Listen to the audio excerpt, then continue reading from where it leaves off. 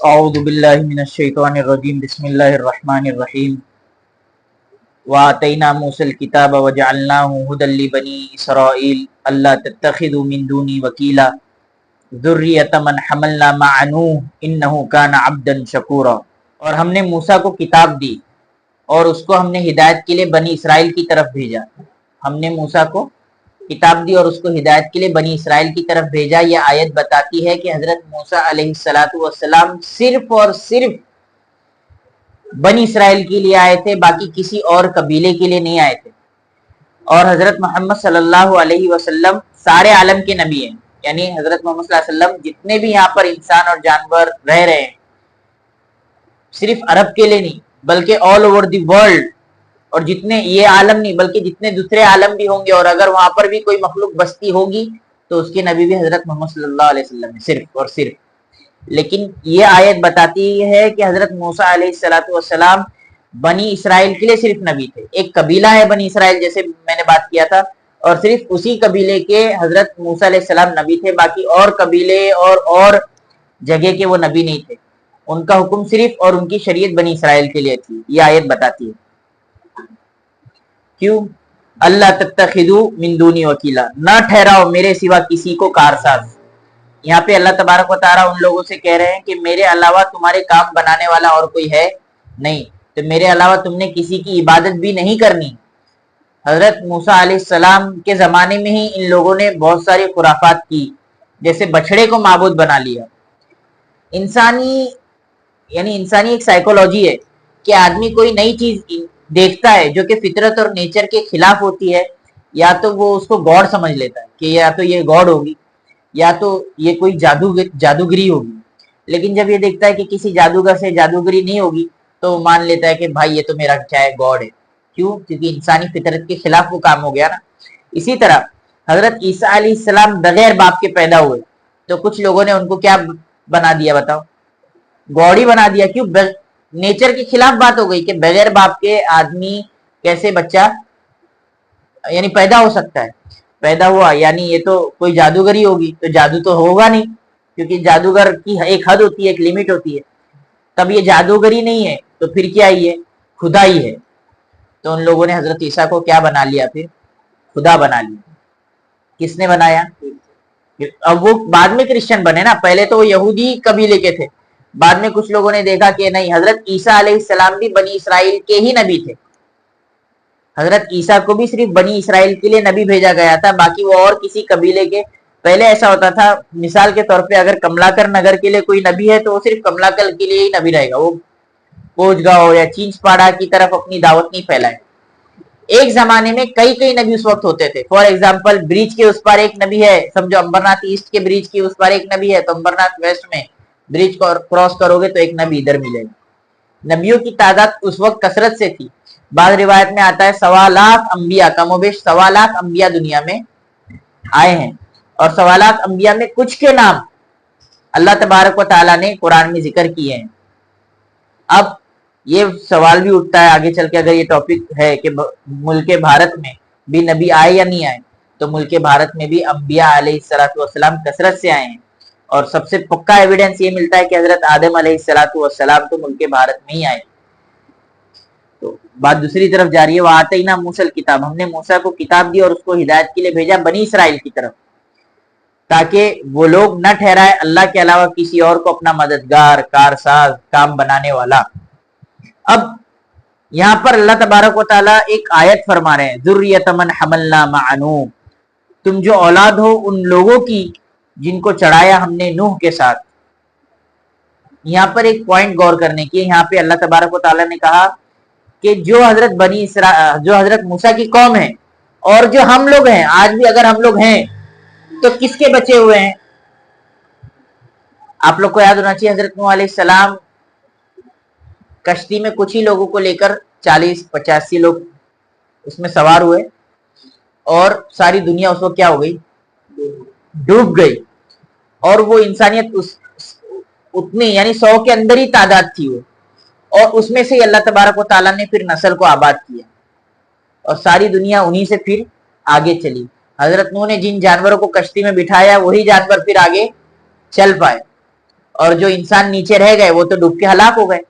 तो यहाँ पे अल्लाह तबारक व तआला फरमा रहे हैं ज़ुर्रियत मन हमलना मअ नूह, ये किसकी ज़ुर्रियत है, किसकी नस्ल है, जो नूह के साथ कश्ती में क्या हुए थे, बैठ गए। इसलिए कहा जाता है, बाद लोग कहते हैं कि हमारे दूसरे अब्बा का नाम, पहले अब्बा तो हजरत आदम अलैहिस्सलाम, लेकिन दूसरे अब्बा जिनसे नस्ल आगे चली और अब तक चल रही है वो हजरत नूह अलैहिस्सलाम।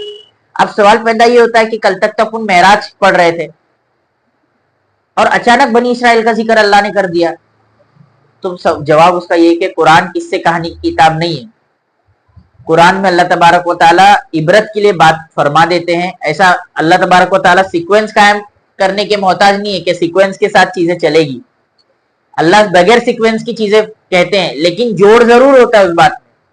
जोड़ क्या होता है, बनी हजरत अल्लाह के नबी सल्लल्लाहु अलैहि वसल्लम के मेराज का जिक्र आया, उसके फौरन बाद बनी इसराइल का जिक्र करने की वजह ये थी कि अल्लाह तबारक व तआला बनी इसराइल का एक नमूना हमारे लिए बताने वाले हैं कि देखो जिस तरह बनी इसराइल ने हजरत मूसा को इतने सारे हमने मौजज़ात दिए, पानी को 2 हिस्सों में बांट दिया है ना, और आसा से सब कुछ अपना काम निकाल लेते थे, आसा में कभी जान पैदा हो जाती थी, और आप कुव्वते बैजा यानी आपके बगल में आप हाथ डालते तो रोशन हो जाता था आपका बगल। तो आपको बहुत सारे मौजज़ात दिए गए थे। हजरत मूसा कलीमुल्लाह थे, अल्लाह से बात करते थे, तूर पे गए, और बनी इसराइल को 40 साल तक अल्लाह तबारक व तआला ने जन्नत से खाना उतारा, फिर भी वो कौम अल्लाह की नाफरमानी करने लगी।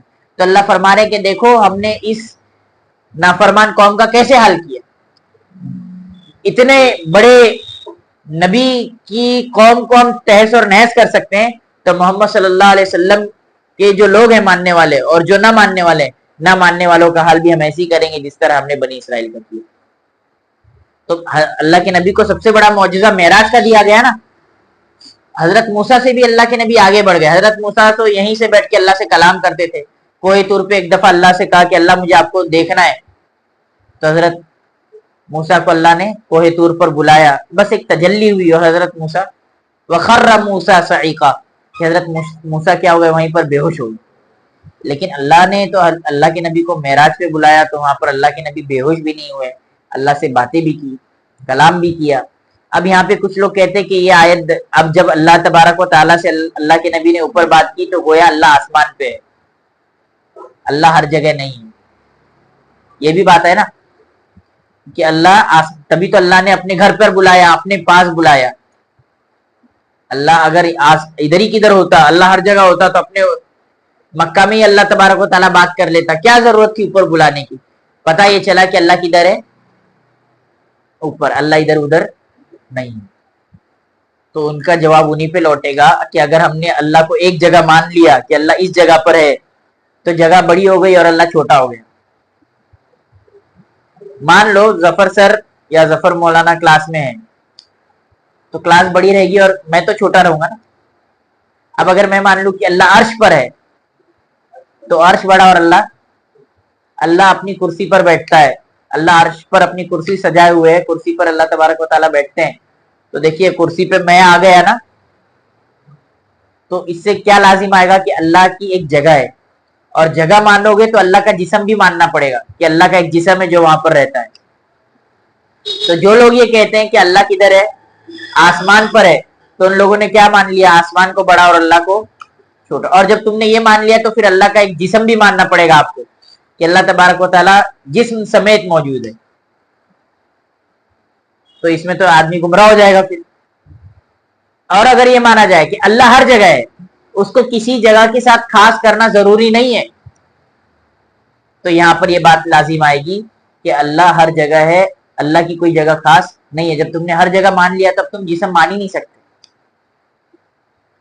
अब कुछ लोग बेवकूफ लोग ये भी कहते हैं कि अगर हर जगह है तो क्या अल्लाह बाथरूम में भी है। सवाल का जवाब क्या दोगे फिर? ये तो होगा, जब तुमने अल्लाह को हर जगह माना तो क्या मानना पड़ेगा, बाथरूम में भी। तो क्या हम मान सकते, ये बोल सकते कि अल्लाह बाथरूम में? किसी की हिम्मत होगी ये बोलने की कि अल्लाह बाथरूम में? नहीं। जवाब उसका ये है कि समझो एक हाफिज कुरान है, समझ लो मैं हाफिज कुरान और मेरे पास मैं हाफिज कुरान हूं समझो, तो क्या मैं कुरान को बाथरूम में लेकर जाता हूं? मेरा कुरान किधर है? दिल में है। मेरा कुरान किधर है?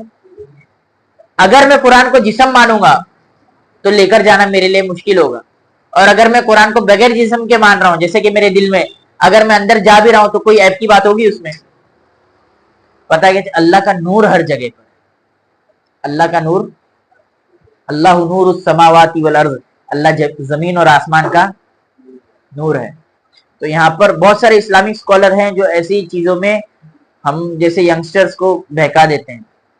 तो यहाँ पर अगर हमने अपने ईमान को और अकीदे को मजबूत नहीं रखा ना, तो फिर ये होगा कि हम रास्ते से फिसल जाएंगे। जैसा कि अभी मैंने कुछ बताया, अगर मान लिया जाए, अगर हमने ये माना कि अल्लाह हर जगह है, तो सामने वाला अगर ये सवाल कर ले भाई बाथरूम, तो हम यहाँ हार जाएंगे उससे, और मानना पड़ेगा नहीं भाई तेरी बात फिर सही। तो यहाँ पर बात ये चल रही थी, ज़ुर्रियत मन हमलना मानू, अल्लाह तबारक व तआला ने कहा कि तुम लोग वो नस्ल से हो जहां जो नस्ल हजरत नूह से चली है, नूह अलैहिस्सलाम से वो नस्ल चली है आगे, तो बनी इसराइल की नस्ल भी चली है, और हम भी हजरत नूह की औलाद में से आ रहे हैं। नूह, हजरत नूह ने जितने लोगों को बिठाया उसी में से तो हम हैं। तो पता क्या चला, हजरत नूह ने जितने लोगों को बिठाया वो सब एक खुदा को मानने वाले थे। तो यहाँ ये बता रहे अल्लाह तबारक व तआला, तुम सब तो एक खुदा को मानने वाले थे, फिर क्या हो गया कि तुमने कई खुदाओं को अपना माबूद बना लिया। अगर हम गैरों के पास भी जाए, कितने उनके देवता हैं, कितने खुदा हैं, लेकिन अगर उनकी सीरीज भी देखो, मैंने उनके कार्टून्स देखा हूं, मैंने उनकी फिल्मों और मूवीज को देखा हूं, वो ये कहते हैं कि एक ही खुदा है, एक ही है जिसने सबको खुदा बनाया है, एक ही है जिसने सबको सब पर काम तकसीम किया है। जब उन्होंने मान लिया एक को, तो अब इनको मानने का क्या मतलब? इनको मानने का ये कि ये अन्न देवता है, ये हमको सूरज को भी वो देवता मानते, क्यों? क्योंकि सूरज से उनको, अच्छा जिससे नुकसान पहुंचता है उन्होंने उसको भी देव मान लिया। जी, उस देव का नाम मैं भूल गया, देखो, जिस कि वो ऐसा देव है कि अगर वो किसी के ग्रह में आ गया तो समझो वो बर्बाद हो गए। नहीं, वो उस देव का नाम अलग है, मेरे को याद नहीं आ रहा। चंद्रदेव, चांद से फायदा हो रहा है। और इंद्रदेव जो खाना पहुंचा रहा है, तो हमने तो सब फरिश्तों को माना है ना।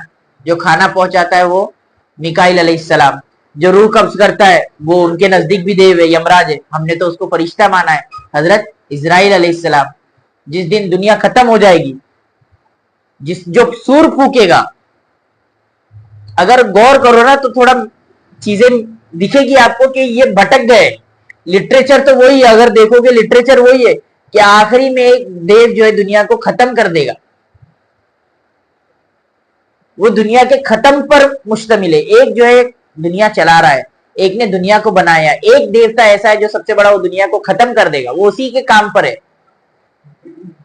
तो वो तो हमने उसको फरिश्ता माना है, और उसका नाम क्या है? हजरत इसराफील अलैहिस्सलाम, जब कयामत के दिन सूर फूकी। तो कुछ चीजें हैं जो आगे चलकर तौहीद से निकल के जो है ना, फिर तौहीद का बिगाड़ कहां से आ गया, फिर शिर्क पे आ गया। फिर आगे अल्लाह तबारक व तआला ने कहा कि हजरत नूह अलैहिस्सलाम की जब तुम कौम हो और नूह अलैहिस्सलाम की नस्ल हो, तो तुम्हारा बाप कैसा था? इन्नहु काना अब्दन शकूरा, वो तो अल्लाह तबारक व तआला का शुक्रगुजार बंदा था। यहाँ पर तफसीर इब्ने कसीर, नाम सुने होंगे तफसीर इब्ने कसीर, यहाँ पर तफसीर इब्ने कसीर में है कि बंदे को हर वक्त अल्लाह तबारक व तआला का शुक्र करना चाहिए। जब वो शुक्र करेगा तो गोया कि वो हजरत नूह अलैहिस्सलाम के का सवाब लेते रहे। हजरत नूह अलैहिस्सलाम बहुत अल्लाह तबारक व तआला के शुक्रगुजार थे, यहाँ तक कि जब कयामत आएगी, जब लोग नफसी नफसी का आलम होगा, तो कुछ लोग हजरत नूह अलैहिस्सलाम के पास जाएंगे कि आप तो अल्लाह तबारक व तआला के शुक्रगुजार बनते थे, आप तो हर जगह अल्लाह तबारक व तआला की आपने शुक्र अदा किया, तो आप हमारी सिफारिश कीजिए। यह है कि हमें खाने से पहले भी शुक्र अदा करना है, खाने के बाद भी शुक्र अदा करना है। अगर हो सके तो अरबी में हमें दुआओं को पढ़ना है। कुछ लोग ये एतराज करते हैं कि भाई दुआएं भी ज़ईफ होती है, तो सही दुआ पढ़ा करो। कुछ लोग ये कहते हैं कि इफ्तारी की दुआ ज़ईफ है, और सही दुआ क्या जो इफ्तारी के बाद की है, ज़हबज़ ज़मअु वबतल्लतिल उरूक़ु वसबतल अज्रु इंशाअल्लाह, ये दुआ सही है। और जो दुआ हम लोग पढ़ते हैं क्या, अल्लाहुम्मा इन्नी लका सुमतु व बिका आमनतु व अलैका तवक्कलतु अला रिज़्क़िका अफ़तरतु फ़तक़ब्बल मिन्नी। इस पे कलाम है कि ये हदीस, ये दुआ ज़ईफ है, इसको नहीं पढ़ना चाहिए। भाई दुआ ही तो है। कुछ किताबों में यह आता है कि अगर तुम्हें दुआ मांगना हो तो अरबी में मांगो, क्योंकि अल्लाह तबारक व तआला को अरबी जबान बहुत पसंद है। अब जब बंदा अरबी आती ही नहीं, तो अगर वो दुआ ही याद कर रहा है, भले से ज़ईफ दुआ है, लेकिन दुआ तो अल्लाह से मांगने का जरिया तो है, तो इसमें सही और ज़ईफ क्या? दुआ है, और इसमें कोई शिरकिया कलाम नहीं है। शिरकिया कलाम है क्या इसमें? कोई खुराफात वाली दुआ है? फिर अगर ये बंदा मांग ही रहा है उससे, तो क्या बुराई? तो खाने से पहले भी शरीयत कहती है कि अल्लाह का शुक्र अदा करो, खाने के बाद भी अल्लाह का शुक्र अदा करो, पानी पीने के वक्त भी शुक्र अदा करो। इन्नहु काना अब्दन शकूरा। फिर अल्लाह तबारक व तआला ने 2 आयत में इधर बनी इसराइल की बहुत बड़ी हिस्ट्री खोल के रख दी। इसको मैं शॉर्ट में लेता हूं कि यहूदियों पर, बनी इसराइल पर एक वक्त ऐसा था कि हजरत यूसुफ अलैहिस्सलाम के वक्त में वो उनके पास खजाने के खजाने थे। आपको मालूम होना चाहिए हजरत यूसुफ अलैहिस्सलाम मिस्र के ट्रेजरर थे। क्या थे? सारे खजाने की चाबी हजरत यूसुफ अलैहिस्सलाम के पास। बादशाह तो था, बाद में बादशाह ने अपनी सल्तनत, बादशाह जाने के बाद हजरत यूसुफ अलैहिस्सलाम के पास सल्तनत आ गई। अब सल्तनत आ गई मतलब यहूदियों के पास सल्तनत आ गई, बनी इसराइल के पास सल्तनत आ गई। लेकिन एक किताब में पढ़ रहा था, आप पूरी मिस्र की हिस्ट्री उठा लोगे, कहीं पर भी हजरत यूसुफ का नाम नहीं लिखा हुआ मिलेगा। हजरत यूसुफ अलैहिस्सलाम ने वो काम, रिवोल्यूशनरी ऐसा काम किया। मौलाना वहीदुद्दीन खान साहब, जो अभी करीब माजी में, यानी अभी उनका रिसेंटली दुनिया से जा चुके हैं, उनके ऊपर भी बहुत सारे उलमा का कलाम है, यानी सही है गलत है, लेकिन कुछ चीजों को जो अच्छा लगे वो ले लेना चाहिए। उन्होंने अपनी किताब में एक बात लिखी है कि अंबिया जो सबसे इज्जत के लायक हैं, जो सबसे कमाल के लायक है, उन्हीं की तारीख आज इस जमाने में महफूज नहीं है, सिवाय हजरत मोहम्मद सल्लल्लाहु अलैहि वसल्लम की। ये कोट समझे मैं क्या बोला? कि जो अंबिया पूरी दुनिया में सबसे इंसानियत के कमाल तक कौन पहुंचे हुए थे? प्रोफेट्स पहुंचे हुए थे, नबी पहुंचे हुए थे। होना तो ये चाहिए था, हर नबी की हिस्ट्री महफूज होनी चाहिए, लेकिन आज वो हिस्ट्री के नामों में गुमशुदा अगर कोई है तो वो सिर्फ नबी लोग हैं, रसूल लोग हैं, सिवाय हजरत मोहम्मद सल्लल्लाहु अलैहि वसल्लम को छोड़। बहुत गहरी बात है ये। रसूल बोले तो ये कि जिस पर अल्लाह तबारक व तआला नई शरीयत देता है, कि वो शरीयत में जो कमी बेशी करनी है वो, और रसूल पर अल्लाह तबारक व तआला नई किताब उतारता है। जैसे हजरत दाऊद अलैहिस्सलाम रसूल है, उन पर अल्लाह ने ज़बूर उतारी। हजरत मूसा रसूल है, अल्लाह ने उनको तौरात उतारी। हजरत ईसा रसूल है, अल्लाह ने हजरत ईसा को इंजील उतारी। और हजरत इब्राहिम भी रसूल है। हजरत इब्राहिम से तो नई शरीयत हुई ना, मिल्लत इब्राहिम, मिल्लत इब्राहिम ही शुरू हुई, तो हजरत इब्राहिम भी रसूल हैं। और हजरत नूह भी रसूल हैं, क्योंकि हजरत नूह से रसूल और नबी का आगाज होता है। तो रसूल मतलब ये कि वो रसूल उसे कहते हैं जो नई शरीयत और नया किताब लेकर आता है। अब इसका मतलब क्या कि अल्लाह तबारक व तआला चेंजेस क्यों करते हैं इसमें? लेकिन हजरत मोहम्मद सल्लल्लाहु अलैहि वसल्लम आखिरी रसूल और नबी है, इनके बाद कोई चेंजेस नहीं होगा। क्यों चेंजेस किए अल्लाह तबारक व तआला ने हर नबी के दौर में? क्योंकि इंसानियत उस वक्त, अच्छा यहाँ पर ईसा, ये बहुत बड़ी, अगर हम इस पर बात करना चाहे ना, बहुत घंटों तक हम इस पर चर्चा का विषय है। ये क्या कि इंसानियत उस वक्त ना, एक तरफ तो इन लोगों ने कहा कि स्टोनेज मैन, और एक तरफ आदमी को क्या बना दिया? बंदर। कौन सी थ्योरी है वो? Evolution theory. इवोल्यूशन थ्योरी, और वो सिर्फ थ्योरी है, लेकिन वो इतनी मकबूल हुई, इतनी मकबूल हुई कि वो ऐसा लगता है कि वाकई में ये थ्योरी जो है ना सच है, कि क्या इंसान बंदर था। तो इंसान धीरे धीरे, इवोल्यूशन का मतलब ही है कि धीरे धीरे तरक्की करना। हम ये कहते हैं इवोल्यूशन हुआ है। अब इस्लामी अकीदा क्या है, इस्लामी थ्योरी क्या है? थ्योरी नहीं कहेंगे, इस्लामी थ्योरी तो उसको कहते हैं जो प्रेडिक्ट ही नहीं हुआ, जो हुई नहीं, बस वो एक थ्योरी है, मैंने एक दे दिया। इस्लामी अकीदा ये है कि भाई इंसान ने इवोल्यूशन तो किया, लेकिन इंसान कभी बंदर नहीं था। इंसान में तरक्की हुई, खेती में तरक्की हुई। आग पहले इंसान पत्थर से जला, पहले इंसान कच्चा समझता नहीं था। तो हजरत आदम अलैहि, कभी अल्लाह ने हजरत आदम को बंदर नहीं कहा, हजरत आदम इंसान ही थे। खेती और फिर सिलाई, घर बनाना, ये सब धीरे धीरे धीरे धीरे हुआ। اور یہ بہت بڑی اپنے اندر نا ہسٹری چھپائے ہوئے رکھتا ہے. لیکن جب بھی کوئی قوم ترقی کرتی ہے, ترقی کے ساتھ ساتھ اس کے اندر نافرمانی بھی آتی ہے. دیکھو پوائنٹ الگ جگہ جا رہا ہے لیکن بتا دیتا ہوں, جب بھی کوئی قوم ترقی کرتی ہے نا تو ترقی کے ساتھ ساتھ نافرمانی بھی ہوتی ہے. کیسے؟ مثال کے طور, اور جب نافرمانی ہوتی ہے تو اللہ کا عذاب آ جاتا ہے, اور جب اللہ کا عذاب آتا ہے تو پھر سے وہ قوم زیرو پہ آ جاتی ہے. فار ایگزامپل, حضرت نوح علیہ السلام کے وقت میں ترقی ہوئی, اور پھر حضرت نوح علیہ السلام کے زمانے میں کشتی بنی. اب یہاں پہ کشتی کا ایوولوشن ہوا نا, دھیرے دھیرے تھے ترقی ہو رہی ہے. اب کشتی تو سمجھو نا بہت بڑی بات ہو گئی, سمندر پار کرنا کشتی کے ذریعے, تو یہ بہت بڑی ترقی تھی. اب جب انسان اس زمانے میں اتنی بڑی کشتی بنا لیا, جو آج بڑی بڑی شپ بنا رہے ہیں, تو سوچا حضرت نوح علیہ السلام کے زمانے میں کتنی بڑی کشتی ہوگی کہ اس نے سارے جانوروں کو اپنے اندر لے لیا, انسان کو اپنے اندر لے لیا. ہر ایک جانور کا ایک ایک جوڑا حضرت نوح نے لیا, میاں بیوی والا جوڑا. تو جانور کتنے ہیں, ان کے سپیشیز کتنے ہیں, ذرا دماغ لگاؤ, کتنے کھانے حضرت نوح نے بنائے ہوں گے اس کشتی میں. تو ٹیکنالوجی تو لگی ہوگی. اب جب اس زمانے میں کشتی نکل کے آ گئی تو حضرت نوح کتنے ٹیکنالوجی میں آگے چلے گئے ہوں گے. حضرت نوح کے زمانے میں کھیتی باڑی بھی شروع ہو گئی تھی, لیکن جب قوم نے کیا کی, نافرمانی کی, تو اللہ کا عذاب آیا اور پھر قوم زیرو پہ آ گئی. پھر آگے چل کے قوم فرما بردار بنتی گئی. پھر اتنی ٹیکنالوجی میں آگے چلے گئی, اب بھی کچھ ایسے نشانات ملتے ہیں کہ سمود اور عاد کی قوم پہاڑوں میں اپنے گھر بناتے تھے, محل بناتے تھے. آج بھی کچھ نشانات موجود ہے, پہاڑوں میں گھر بنے ہوئے, محل بنے ہوئے. تو یہ کون بنائے گا بھائی پہاڑوں میں گھر, محل, اس کے اندر کمرے؟ جس کے پاس ٹیکنالوجی ہوگی وہی بنائے گا نا. پھر کیا ہوا, وہ نافرمانی میں اتر آئے تو اللہ نے پھر ان کو دبوچا, اور پھر انسانیت کا تھرمامیٹر کہاں آ گیا, پھر سے زیرو پہ آ گیا. تو جب قوم ترقی کرتے گئی تو اس کے ساتھ نافرمانی بھی ہوتے گئی.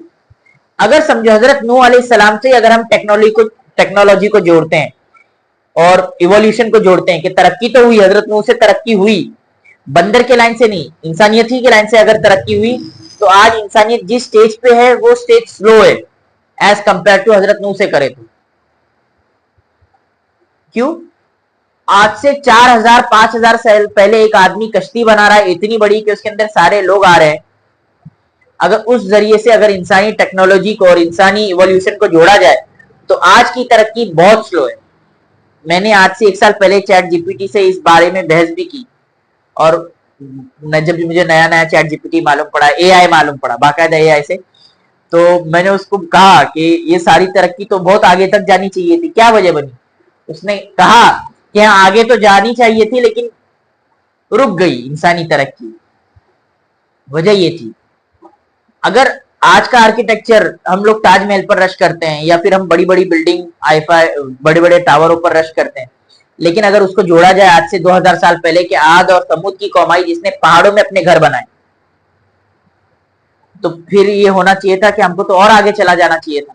پھر کیا ہوا, ترقی پھر زیرو ہو گئی اور پھر انسان ڈارک ایج میں چلا گیا. اور ترقی کہاں سے شروع ہوئی؟ حضرت محمد صلی اللہ علیہ وسلم کے ذریعے سے شروع ہوئی, جس کو پھر گولڈن ایج کہا جانے لگا. عرب کو ایک زمانے میں گولڈن ایج کہا جانے لگا, اور اس زمانے میں یورپ کو ڈارک ایج کہا جانے لگا. اور یورپ کی ترقی شروع ہوتی ہے 1700 سال میں, یعنی 1700 عیسوی, حضرت عیسیٰ کے بعد 1700 سال بعد ان کی ترقی شروع ہو رہی ہے. اور اس وقت مسلمان ترقی میں تھا اور نافرمانی میں آ گیا تھا, بادشاہ عیاش ہو رہے تھے, مسلمان عیاش ہو رہے تھے. پھر اللہ نے مسلمانوں کو کہاں لے کر آ گیا؟ اب یہاں اللہ نے پلٹ دیا, ساری انسانیت کو اندھیرے میں نہیں ڈال دیا, نہ ہی ساری انسانیت کا تھرمامیٹر نیچے کر دیا. اللہ نے کس کا تھرمامیٹر نیچے کر دیا؟ مسلمانوں کو. بات سمجھ میں آئی؟ بات تو بہت آگے نکل گئی, بتانا کچھ اور تھا اور کچھ اور نکل گیا. اب یہاں پر بس ایک بات بتاتا ہوں کہ یہودی لوگ بہت آگے نکل گئے تھے ٹیکنالوجی میں, اور اس زمانے میں حضرت یوسف علیہ السلام کے زمانے میں ان لوگوں نے کئی سال تک اسٹوریج میں رکھ کر کھانے کو کھایا, یعنی کھانا ان لوگوں نے کھایا ہے, یعنی اسٹوریج میں رکھ کر کھانا ان لوگوں نے کھایا ہے, آپ کا اسٹوریج, آپ کے چاول کتنے سال چلیں گے؟ اس کے بعد کیڑے لگ جائیں گے نا. ان لوگوں نے کئی سال تک, حضرت یوسف کا کیسا اسٹوریج تھا کہ کئی سال تک لوگوں نے, بنی اسرائیل اور مصر کے لوگوں نے اور آس پاس کی کنٹریوں نے کھانا کھایا. قحط سالی تھی, یعنی پورا کہیں پر کھیتی نہیں ہوئی کئی سال تک, اور حضرت یوسف علیہ السلام نے کھانا اس کو سپلائی کیا کئی سال تک, اسٹوریج تو نہیں تھی. تو اگر ہم کو انسانیت سے اگر ادھر سے بھی کنیکشن کرے تو ہم کو انسانیت کو بہت آگے چلا جانا چاہیے. لیکن کیا ہوا, جب ہم نے ترقی کی تو انسانیت نے اللہ کی نافرمانی بھی کی. تو اللہ کا یہ ضابطہ رہا تھا کہ جب انسانیت ترقی کرتی تھی اللہ ایسا دبوچتا کہ ساری انسانیت واپس زیرو پہ آ جاتی. لیکن حضرت محمد صلی اللہ علیہ وسلم کے بعد اللہ کے نبی نے ایک دعا کی تھی, یاد ہوگا آپ کو, کہ اللہ کے نبی نے 3 دعا کی, اس میں اللہ نے 2 دعا کو قبول کیا, ایک دعا کو قبول نہیں کیا. وہ جو دعا کو قبول نہیں کیا وہ دعا کیا تھی؟ اے اللہ ان کو آپس میں مت لڑانا. آپس میں ان کو, اللہ نے کہا وہ دعا تو قبول, اس لیے ہم لڑ رہے ہیں آپس میں ہی. اگر وہ دعا اللہ قبول کر لیتا تو آج کوئی لڑتا نہیں. اب جب اللہ نے کہ نبی کی دعا کو اللہ نے روک دیا تو آج تم کتنا بھی سوچو نا کہ فرقہ واریت ختم ہو جائے, یہ ختم ہو جائے, وہ ختم ہو جائے, کوشش تو اچھی ہے لیکن وہ چیز. دوسری بات یہ کہ اللہ کے نبی نے دوسری دعا یہ کی تھی کہ اللہ ساری انسانیت کو ایک ساتھ ختم مت کیجیے گا, کیونکہ جس طرح پچھلے آپ سے پہلے قوم عاد, قوم سمود, قوم نوح, قوم لوط ایک ساتھ تباہ ہوئے, کوئی بچا ہی نہیں. اگر انسانیت کے اندر وہ سارے گناہ پائے جاتے ہیں جو بیفور پروفیٹ محمد صلی اللہ علیہ وسلم کے وہ گناہ تھے, سیکسولیٹی عام, ریپ عام, انٹرسٹ عام, ہومو سیکسولیٹی عام ہو گئی, تو یہ سارے گناہ تو اب بھی موجود ہیں. لیکن اللہ ایک ساتھ ختم نہیں کیا. کیوں؟ کیونکہ اللہ کے نبی کی وہ دعا کی بدولت انسان بچ گئے. اللہ کے نبی کے بعد ہم نے بہت سالوں تک حکومت کی اور مسلمان ایک ایولیوشن تھا ان کا, جو ہے نا ترقی ہو رہی تھی, لیکن مسلمانوں نے نافرمانی کی تو اللہ تبارک و تعالیٰ نے ان سے حکومت, ان سے ترقی کو چھین کر اس قوم کو دے دیا جو اللہ کی نافرمان تھی. تو اللہ ایسا بدلتے رہتا ہے. یہودی اس وقت جب اللہ نے ان کو تباہ اور برباد کیا, چلو انشاءاللہ اس پہ انشاءاللہ کل یا کسی وقت گفتگو ہوگی, وہ بات تو رہ گئی وہ آیت, وَقَضَيْنَا إِلَىٰ بَنِي إِسْرَائِيلَ فِي الْكِتَابِ لَتُفْسِدُنَّ فِي الْأَرْضِ مَرَّتَيْنِ وَلَتَعْلُنَّ عُلُوًّا كَبِيرًا. اللہ نے یہودیوں کو 2 بار ایک دم شدید طریقے سے برباد کیا. اور آپ اگر ہسٹری دیکھو گے ہر 100 سال کے اندر اندر یہودیوں کا جنازہ نکلتے رہتا ہے, یعنی یہودیوں پر تباہی اور بربادی آتی رہتی ہے. آج سے 100 سال قبل ہٹلر کا خوف ان پر مسلط ہوا. 100 سال بھی نہیں ہوئے اس بات کو, یعنی ہر 70 اور 80 سال میں یہودیوں پر اللہ تبارک و تعالیٰ ظالم کو مسلط کرتا ہی ہے اور ان کو نیست و نابود کرتا ہی ہے. انشاءاللہ عنقریب ان کا خاتمہ ہونے والا ہے. کیوں؟ کیونکہ 180 سال پورے ہونے والے ہیں ان کے, اور اللہ تبارک و تعالیٰ ان پر مسلط کرے گا. لیکن اس درمیان میں ہمارے اوپر جو اللہ نے مسلط کیا ہے, جس بادشاہ کو ہمارے اوپر مسلط کیا ہے, یہ ہمارے گناہوں کی وجہ سے. کیونکہ اللہ نے یہودیوں کو کہا کہ ہم نے یہودیوں کو 2 بار برباد کیا, اور کس کے ذریعے برباد کیا؟ پوائنٹ ٹو بی نوٹ, اللہ نے اس کے ذریعے برباد کیا جو ایمان والے نہیں تھے, جو کافر تھے, اور یہودی اس وقت توحید والے تھے. تو پتہ کیا چلا کہ اللہ تبارک و تعالیٰ کی اگر ایمان والا نافرمانی کرتا ہے تو اللہ اس کو ذلیل کرتا ہے کس کے ہاتھوں؟ غیر کے ہاتھوں, جو اللہ کو مانتا نہیں ہے. تو یہ بڑی مثال ہے ہمارے لیے کہ اللہ نے ان کو برباد کیا تو اللہ ہم کو بھی برباد کر رہا ہے, ہم کو بھی اللہ ذلیل کر رہا ہے. کن کے ہاتھوں؟ غیروں کے ہاتھوں اللہ کر رہا ہے. اگر ہم قرآن کو سمجھیں گے تو ہمارے پاس سے راستے کھلتے جائیں گے. جس طرح بھی آپ لوگوں نے سوچا ہوگا نا کچھ تو بھی, کہ انسانی ترقی کو بہت آگے جانا چاہیے تھا. انسانی ترقی کب سے شروع ہوئی؟ حضرت محمد صلی اللہ علیہ وسلم کے بعد سے شروع ہوئی. جتنے بھی انوویشن ہوئے, یہ جو ٹیکنالوجی ہوئی, یہ حضرت محمد صلی اللہ علیہ وسلم کے بعد ہوئی. پہلے الیکٹریسٹی آپ بولو, ٹیکنالوجی آپ بولو, جتنے بھی سائنٹسٹ کی چیزیں, سائنس وجود میں آیا وہ حضرت محمد صلی اللہ علیہ وسلم کے بعد آیا. اور اس سے پہلے کیا تھا؟ سائیکولوجی تھا. اس سے پہلے سائنس وجود میں نہیں تھا. جو بھی سائنس کے لیے آواز اٹھاتا تھا اس کو زندہ مار دیا جاتا تھا. کوئی کہتا, ایک آدمی نے آواز اٹھائی کہ دھرتی سورج کے ارد گرد گھومتی ہے, سورج دھرتی کے ارد گرد, تو اس کو ایسی سزا دی گئی کہ اس کو زندہ جلا دیا گیا. کیوں؟ اس نے مذہب کے خلاف بات کی.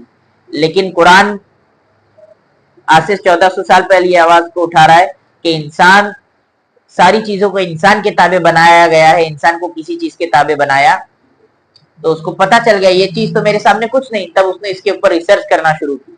वरना तो इससे पहले लोग पेड़ों को भी देवता बनाते, सूरज को भी देवता बनाते, चांद को। जब तुमने इसको पवित्र मान लिया तो तुम इसको नंगा नहीं कर सकते क्या? और जब तुमने सोचा कि ये मेरे से छोटा है तो फिर इस पर रिसर्च करना क्या हो जाएगा, आसान।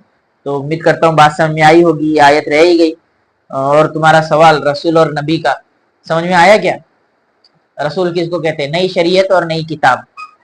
और अल्लाह के नबी सल्लल्लाहु अलैहि वसल्लम पर नई शरीयत और नई किताब पूरी हो गई। क्यों?